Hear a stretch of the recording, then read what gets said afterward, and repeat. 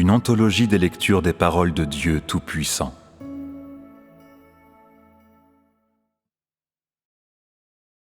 La vérité intérieure de l'œuvre de la conquête. 3.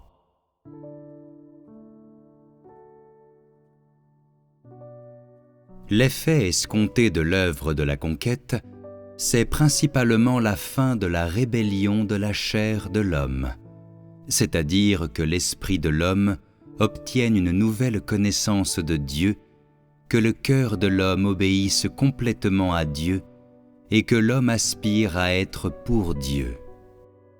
Un changement dans le tempérament ou dans la chair d'un homme ne permet pas de le compter parmi ceux qui ont été conquis. Un homme a été conquis par Dieu quand sa pensée, sa conscience et sa raison, toute son attitude mentale en somme, indiquent un changement. Le genre d'homme qui est complètement conquis est celui qui est résolu d'obéir et qui a adopté une nouvelle mentalité, celui qui ne fait plus de place à ses notions ou à ses intentions dans les paroles et l'œuvre de Dieu, et celui dont l'esprit peut penser normalement, c'est-à-dire celui qui peut s'efforcer pour Dieu de tout son cœur. En religion, de nombreuses gens souffrent beaucoup toute leur vie. Ils répriment leur corps et portent leur croix, et ils continuent même à souffrir et à endurer quand ils sont à l'article de la mort. Certains jeûnent encore le matin de leur mort. Toute leur vie, ils refusent la bonne nourriture et les beaux vêtements, ne concentrant que sur la souffrance. Ils peuvent réprimer leur corps et abandonner leur chair. Leur esprit d'endurance de la souffrance est louable, mais leurs pensées, leurs notions, leur attitude mentale et même leur vieille nature n'ont pas été traitées le moins du monde. Ils manquent de toute véritable compréhension d'eux-mêmes. Leur image mentale de Dieu est cette image traditionnelle d'un Dieu abstrait et vague. Leur détermination à souffrir pour Dieu vient de leur zèle et de leur nature positive. Même s'ils croient en Dieu, ils ne le comprennent pas ni ne connaissent sa volonté. Tout simplement, ils travaillent et souffrent aveuglément pour Dieu. Ils n'accordent aucune valeur à agir avec discernement et négligent de s'assurer que leur service accomplit la volonté de Dieu efficacement. Et encore moins sont-ils conscients de la manière d'acquérir la connaissance de Dieu. Le Dieu qu'ils servent n'est pas Dieu à son image originelle, mais un Dieu entouré de légendes, un produit de leur propre imagination, un Dieu dont ils ont entendu parler ou ont découvert dans des livres. Ils utilisent ensuite leur vive imagination et leur piété pour souffrir pour Dieu et prendre en main son œuvre qu'il veut faire. Leur service est trop inexact, de sorte que pratiquement aucun d'entre eux n'est vraiment capable de servir la volonté de Dieu. Peu importe qu'ils souffrent volontiers, leur point de vue original sur le service et leur image mentale de Dieu restent inchangés, car ils n'ont pas subi le jugement et le châtiment de Dieu, ni son épurement et son perfectionnement, et personne non plus n'a utilisé la vérité pour les conduire. Même s'ils croient en Jésus le Sauveur, aucun d'eux n'a jamais vu le Sauveur. Ils ne le connaissent que par légende et par ouï-dire. En conséquence, ils servent au hasard, les yeux fermés, comme un homme aveugle au service de son propre Père. Qu'est-ce qui peut finalement être atteint par un tel service? Et qui l'approuverait? Du début à la fin, leur service reste entièrement le même. Ils reçoivent seulement des enseignements inventés par les hommes et fondent leur service uniquement sur leur nature et leurs préférences. Quelle récompense cela pourrait-il apporter? Même Pierre, qui a vu Jésus, ne savait pas comment servir conformément à la volonté de Dieu. Ce n'est qu'à la fin, dans son vieil âge, qu'il a fini par le savoir. Qu'est-ce que cela dit de ces hommes aveugles qui n'ont fait absolument aucune expérience d'être traités et émondés et qui n'ont eu aucun guide? Le service d'une bonne partie d'entre vous, aujourd'hui, n'est-il pas comme celui de ces personnes aveugles? Tous ceux qui n'ont pas été jugés, émondés et traités, qui n'ont pas changé, ne sont-ils pas tous ceux qui n'ont pas été complètement conquis? De quelle utilité sont ces gens? Si ta pensée, ta connaissance de la vie et ta connaissance de Dieu ne montrent aucun changement ni le moindre progrès véritable, tu ne réaliseras jamais quelque chose de remarquable par ton service. Sans une vision et sans une nouvelle connaissance de l'œuvre de Dieu, tu ne peux pas être conquis. Tu suivras Dieu à la manière de ceux qui souffrent et jeûnent. Cela n'a aucune valeur. C'est précisément parce que le témoignage est rare dans leurs actions que je dis que leur service est inutile. Ils passent toute leur vie à souffrir et à végéter en prison. Ils sont toujours patients et aimants, et ils portent toujours la croix. Ils sont ridiculisés et rejetés par le monde. Ils expérimentent toute difficulté, et bien qu'ils obéissent jusqu'à la fin, ils ne sont toujours pas conquis, et ils ne peuvent présenter aucun témoignage d'avoir été conquis. Ils ont beaucoup souffert, mais à l'intérieur, ils ne connaissent pas Dieu du tout. Leur ancienne façon de penser, leurs vieilles notions et leurs pratiques religieuses, leurs connaissances fabriquées par l'homme et leurs idées humaines n'ont pas été traitées. Il n'y a pas le moindre indice d'une nouvelle connaissance en eux. Absolument rien de leur connaissance de Dieu est vrai ou exact. Ils ont mal compris la volonté de Dieu. Est-ce que cela sert Dieu? Peu importe ce que fut ta connaissance de Dieu dans le passé, si elle reste la même aujourd'hui et que tu continues à baser ta connaissance de Dieu sur tes propres notions et tes propres idées, quoi que Dieu fasse, c'est-à-dire que si tu ne possèdes aucune nouvelle et vraie connaissance de Dieu, et que tu ne connais pas la vraie image de Dieu et son vrai tempérament, si ta connaissance de Dieu est toujours guidée par la pensée féodale superstitieuse et toujours née de l'imagination et des notions de l'homme, alors tu n'as pas été conquis. Je te dis ces paroles aujourd'hui afin que tu le saches, afin que cette connaissance te conduise à une connaissance plus nouvelle et exacte. Je dis ces paroles aussi pour arracher ces vieilles notions et cette vieille manière de connaître qui sont en toi, afin que tu puisses posséder une nouvelle connaissance. Si tu manges vraiment et bois vraiment mes paroles, alors ta connaissance changera considérablement. Tant que tu gardes un cœur obéissant, quand tu manges et bois les paroles de Dieu, ton point de vue se convertira. Tant que tu peux accepter les châtiments répétés, ta vieille mentalité changera progressivement. Tant que ta vieille mentalité est complètement remplacée par ce qui est nouveau, ta pratique sera également modifiée en conséquence. De cette façon, ton service se rapprochera de plus en plus de la cible et accomplira la volonté de Dieu de mieux en mieux. Si tu peux changer ta vie, ta connaissance de la vie humaine et tes nombreuses notions de Dieu, ton être naturel diminuera graduellement. Cela, et rien de moins, est l'effet produit lorsque Dieu conquiert des gens. C'est le changement qui s'opère chez les gens. Dans ta foi en Dieu, si tu ne sais que réprimer ton corps, endurer et souffrir, et que tu ne sais pas clairement si cela est bien ou mal, et encore moins pour qui tu le fais, alors comment une telle pratique peut-elle conduire à un changement? Comprenez que ce que je vous demande n'est pas que vous gardiez votre chair en esclavage ou que vous arrêtiez votre cerveau d'avoir des pensées arbitraires. Cela n'est ni le but du travail, ni le travail qui doit être fait en ce moment. En ce moment, vous devez avoir une connaissance à partir de l'aspect positif afin que vous puissiez changer.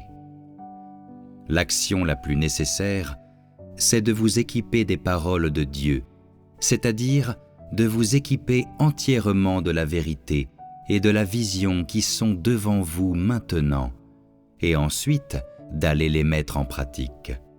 C'est votre responsabilité. Je ne vous demande pas de chercher et d'obtenir une illumination encore plus grande. En ce moment, vous n'avez tout simplement pas la stature pour cela.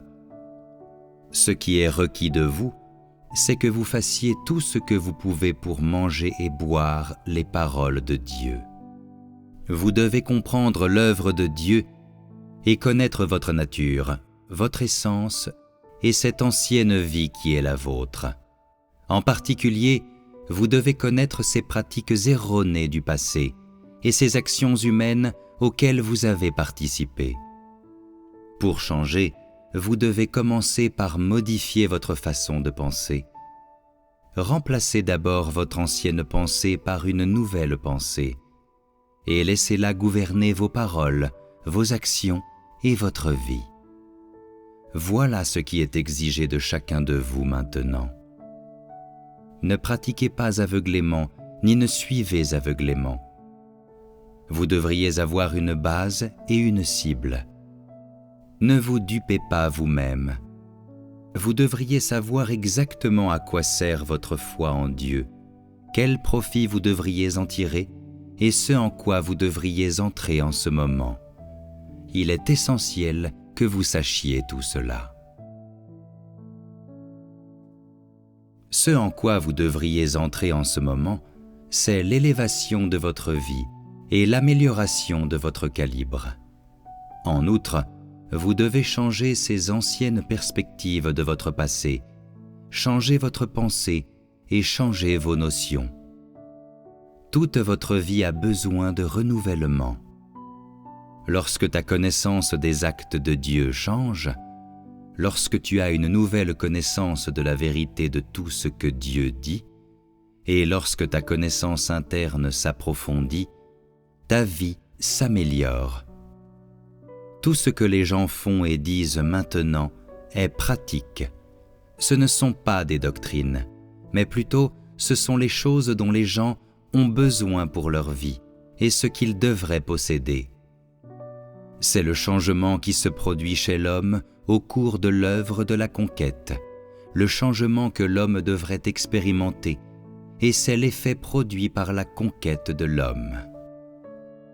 Lorsque tu auras changé ta façon de penser, adopté une nouvelle attitude mentale, éliminé tes notions, tes intentions et tes raisonnements logiques du passé, arraché ces choses profondément enracinées en toi et acquis une nouvelle connaissance de la foi en Dieu, alors ton témoignage sera élevé et ton être entier aura vraiment changé.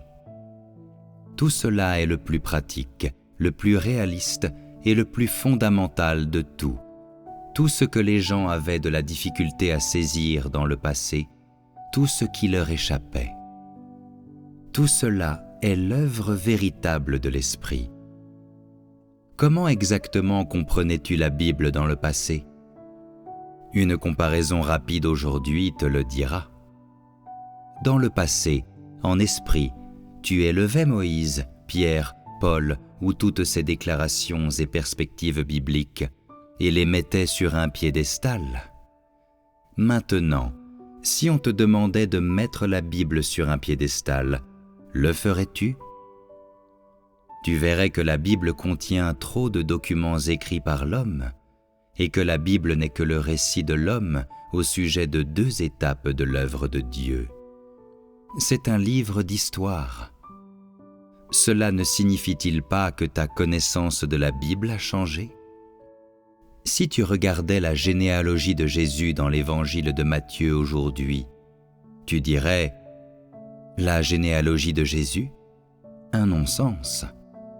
C'est la généalogie de Joseph, pas celle de Jésus. Il n'y a pas de relation entre Jésus et Joseph. » Quand tu regardes la Bible maintenant, la connaissance que tu en as est différente, ce qui signifie que ta perspective a changé et que ton niveau de connaissance de la Bible est plus élevé que celui des savants religieux d'autrefois. Si quelqu'un disait qu'il y a quelque chose dans cette généalogie, tu répondrais « Qu'est-ce qu'il y a? Vas-y, explique. » Jésus et Joseph ne sont pas reliés. Ne sais-tu pas cela? Jésus peut-il avoir une généalogie? Comment Jésus peut-il avoir des ancêtres? Comment peut-il être le descendant de l'homme? Sa chair est née de Marie, son esprit est l'esprit de Dieu, pas l'esprit d'un homme. Jésus est le Fils bien-aimé de Dieu, alors peut-il avoir une généalogie? Alors qu'il était sur la terre, il n'était pas un membre de l'humanité. Alors comment peut-il avoir une généalogie? Lorsque tu analyses la généalogie et expliques clairement la vérité, partageant ce que tu as compris, la personne à laquelle tu l'expliques restera bouche bée. Certains hommes vont se référer à la Bible et te demander « Jésus avait une généalogie. Est-ce que ton Dieu d'aujourd'hui a une généalogie? » Tu partageras alors ta connaissance qui est la plus réaliste de toutes, et de cette façon, ta connaissance aura acquis un effet. En vérité, Jésus n'était pas du tout lié à Joseph, et encore moins à Abraham. Il est simplement né en Israël. Cependant, Dieu n'est pas un Israélite ou un descendant des Israélites. Que Jésus soit né en Israël ne signifie pas que Dieu soit le Dieu des Israélites seulement. Ce n'est qu'à cause de son œuvre qu'il a réalisé l'œuvre de l'incarnation. Dieu est le Dieu de toute la création dans l'univers entier. Il a simplement réalisé une étape de son œuvre en Israël d'abord, et ensuite, il a commencé à œuvrer dans les nations païennes. Les gens, cependant, considéraient Jésus comme le Dieu des Israélites, et en outre, l'ont placé parmi les Israélites et parmi les descendants de David. La Bible dit qu'à la fin des jours, le nom de l'Éternel sera grand parmi les nations païennes, ce qui signifie que Dieu œuvrera dans les nations païennes durant les derniers jours. Que Dieu se soit incarné en Judée à l'époque n'indique pas que Dieu n'aime que les Juifs. Il est né là seulement parce que l'œuvre l'exigeait. Ce n'est pas vrai que Dieu aurait pu s'incarner seulement en Israël. Les élus de Dieu ne se trouvent-ils pas aussi dans les nations païennes? C'est après que Jésus a fini de travailler en Judée que l'œuvre s'est étendue aux nations païennes. En vérité, ces nations païennes étaient également peuplées par les élus de Dieu.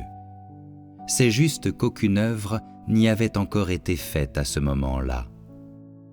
Les gens mettent tellement l'accent sur Israël parce que les 2 premières étapes de l'œuvre ont eu lieu en Israël, quand aucune œuvre n'était faite dans les nations païennes. L'œuvre dans les nations païennes commence seulement aujourd'hui, et c'est pourquoi les gens ont tellement de mal à l'accepter. Si tu peux comprendre tout cela clairement, si tu peux l'assimiler et le voir correctement, tu auras une connaissance précise du Dieu d'aujourd'hui et du passé. Et cette nouvelle connaissance sera plus élevée que la connaissance de Dieu possédée par tous les saints à travers l'histoire. Si tu fais l'expérience de l'œuvre d'aujourd'hui et entends les déclarations personnelles de Dieu aujourd'hui, mais n'as aucune connaissance de tout ce qu'est Dieu, Si ta recherche reste telle qu'elle a toujours été et n'est pas remplacée par quelque chose de nouveau, et surtout si tu fais l'expérience de toute cette œuvre de conquête, et pourtant en fin de compte, aucun changement ne peut être vu en toi, alors ta foi n'est-elle pas comme celle de ceux qui cherchent seulement du pain pour satisfaire leur faim? En ce cas, l'œuvre de la conquête n'aura produit aucun effet en toi. Ne deviendras-tu pas alors l'un de ceux qui doivent être éliminés? Quand toute l'œuvre de la conquête sera achevée, il sera essentiel que vous compreniez tous que Dieu n'est pas le Dieu des Israélites seulement, mais de toute la création. Il a créé toute l'humanité, pas seulement les Israélites. Si tu dis que Dieu est le Dieu des Israélites seulement, ou qu'il est impossible que Dieu soit incarné dans une nation en dehors d'Israël, alors tu n'as toujours acquis aucune connaissance durant l'œuvre de la conquête, et tu ne reconnais pas, même de façon infime, que Dieu est ton Dieu. Tu reconnais simplement que Dieu a déménagé d'Israël en Chine et qu'on te l'impose comme Dieu. Si cela est encore ta perspective, alors mon travail a été vain en toi, et tu n'as rien compris de ce que j'ai dit. En fin de compte, si tu écrivais une autre généalogie pour moi, comme Matthieu l'a fait, si tu me découvrais un ancêtre approprié et trouvais mon bon progéniteur, de sorte que Dieu aurait 2 généalogies pour ces 2 incarnations, cela ne serait-il pas la plus grande blague du monde? Ne deviendrais-tu pas, toi, une personne bien intentionnée qui m'a inventé une généalogie, quelqu'un qui divise Dieu? Peux-tu assumer le fardeau de ce péché? Après toute cette œuvre de conquête, si tu ne crois toujours pas que Dieu est le Dieu de toute la création, si tu penses toujours que Dieu est le Dieu des Israélites seulement, n'es-tu pas quelqu'un qui résiste ouvertement à Dieu? Le but de ta conquête aujourd'hui est que tu reconnaisses que Dieu est ton Dieu et aussi le Dieu des autres, et qu'il est surtout le Dieu de tous ceux qui l'aiment et le Dieu de toute la création. Il est le Dieu des Israélites et le Dieu des Égyptiens. Il est le Dieu des Britanniques et le Dieu des Américains. Il n'est pas seulement le Dieu d'Adam et Ève, mais aussi le Dieu de tous leurs descendants. Il est le Dieu de tout dans les cieux et de tout sur la terre. Toutes les familles, qu'elles soient israélites ou païennes, sont entre les mains d'un seul Dieu. Non seulement a-t-il travaillé en Israël pendant plusieurs milliers d'années et est né une fois en Judée, mais aujourd'hui il descend en Chine, ce lieu où le grand dragon rouge réside, enroulé. Si sa naissance en Judée fait de lui le roi des Juifs, alors sa descente parmi vous tous aujourd'hui ne fait-elle pas de lui votre Dieu à tous? Il a dirigé les Israélites, est né en Judée, et il est aussi né dans une nation païenne. Toute son œuvre n'est-elle pas faite pour l'ensemble de l'humanité qu'il a créée? Est-ce qu'il aime les Israélites au centuple et déteste les païens 1000 fois plus? N'est-ce pas votre conception? Ce n'est pas vrai que Dieu n'a jamais été votre Dieu, mais simplement, c'est plutôt vous qui ne le reconnaissez pas.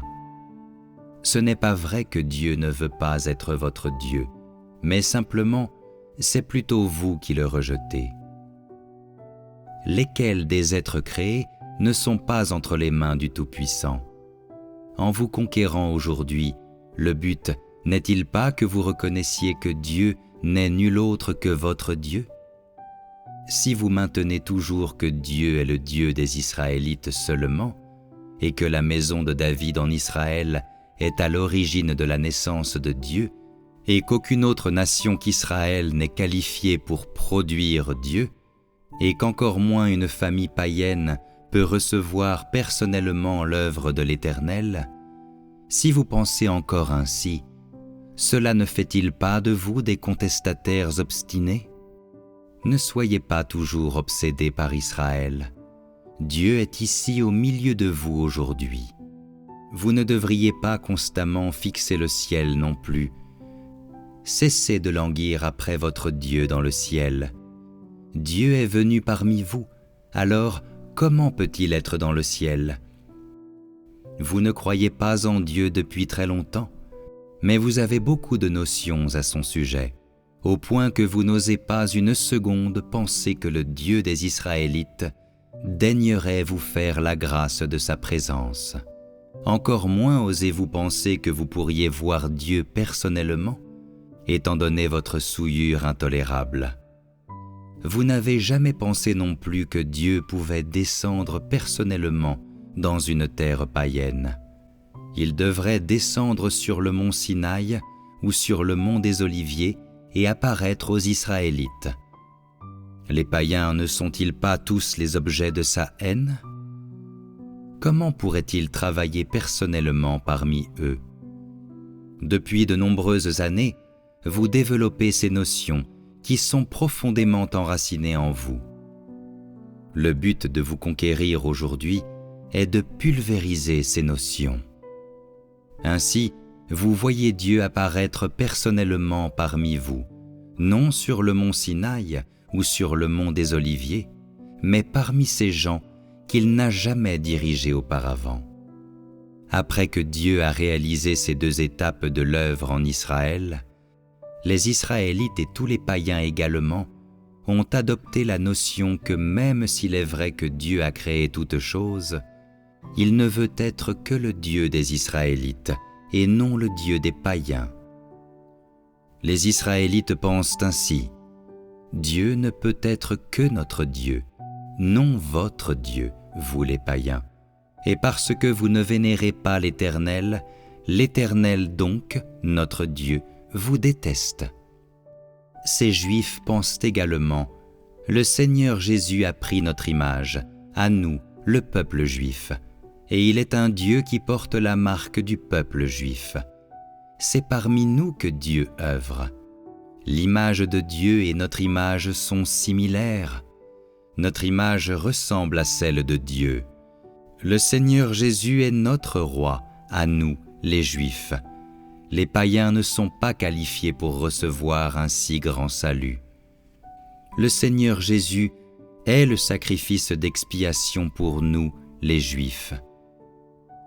C'est simplement sur la base de ces deux étapes de l'œuvre que les Israélites et le peuple juif ont adopté toutes ces notions. Ils réclament autoritairement Dieu pour eux-mêmes, ne permettant pas que Dieu soit aussi le Dieu des païens.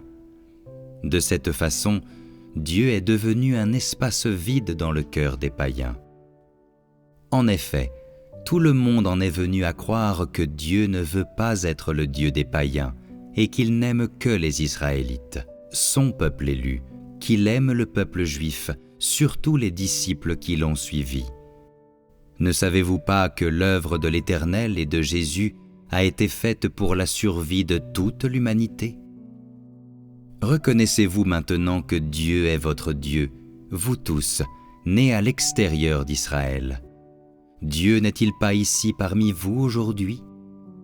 Cela ne peut pas être un rêve, n'est-ce pas ? N'acceptez-vous pas cette réalité ? Vous n'osez pas y croire ou y penser. Peu importe votre perspective, Dieu n'est-il pas ici au milieu de vous ? Avez-vous encore peur de croire ces paroles ? Désormais, tous les gens conquis et tous ceux qui veulent être les disciples de Dieu, ne sont-ils pas les élus de Dieu ? N'êtes-vous pas tous, vous qui êtes des disciples aujourd'hui, les élus en dehors d'Israël ?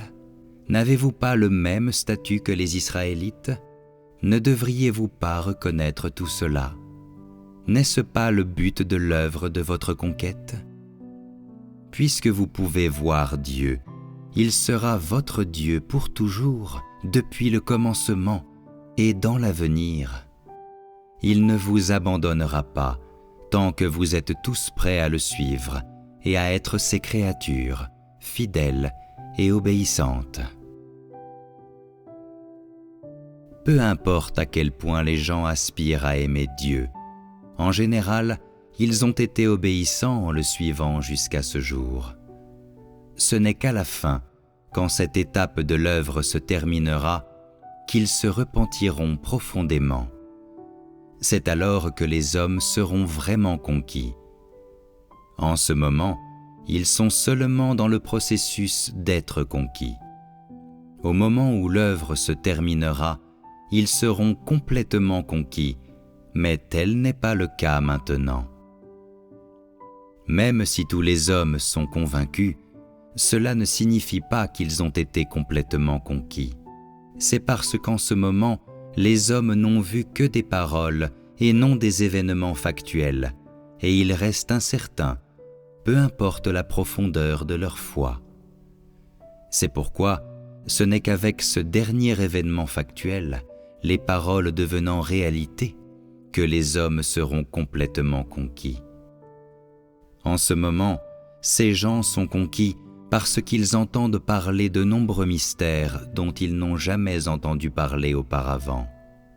Mais à l'intérieur de chacun d'entre eux, ils cherchent toujours des événements factuels qui leur permettent de voir chaque parole de Dieu actualisée.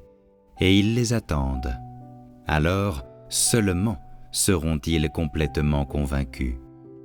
C'est seulement quand tous auront vu ces réalités factuelles actualisées, à la fin, et que ces réalités leur auront donné la certitude qu'ils montreront de la conviction dans leur cœur, leur discours et leurs yeux, et seront pleinement convaincus du fond de leur cœur. La nature de l'homme est ainsi. Vous devez voir toutes les paroles se réaliser. Vous devez voir des événements factuels se produire et voir le désastre arriver à certains hommes. Et ensuite, vous serez complètement convaincus au plus profond de vous-même. Comme les Juifs, vous êtes préoccupés par la vue de signes et de miracles. Pourtant, vous continuez à ne pas voir qu'il y a des signes et des miracles, et que des réalités se produisent qui sont destinées à ouvrir grandement vos yeux. Que ce soit quelqu'un qui descende du ciel, ou une colonne de nuée qui vous parle, ou un exorcisme que j'exerce sur l'un d'entre vous, ou ma voix qui gronde comme le tonnerre parmi vous, vous avez toujours voulu et voudrez toujours voir ce genre d'événement. On peut dire qu'en croyant en Dieu, votre plus grand souhait est de voir Dieu venir et vous montrer personnellement un signe. Alors vous serez satisfait. Pour vous conquérir, les hommes, je dois faire une œuvre similaire à la création du monde, et ensuite, en plus, vous montrer un genre de signe.